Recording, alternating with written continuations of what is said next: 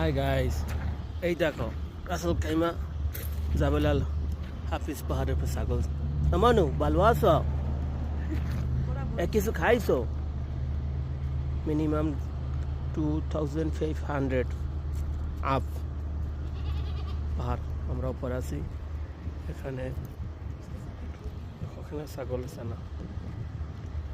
কিছু খাবি? এই কেলাসোলা আছে, মোর একটা কেলাসোলা আছে, মইরা দিয়ে দিও, খাইবে নাকি? খা, ছাগলের চেলাচলা তো জন্মের খাওয়া খায়, খা। হাসছই তো, খাইছে ইয়া।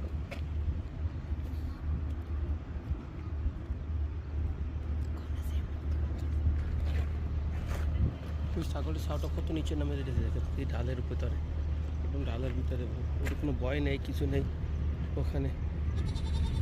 হুম হুম হুম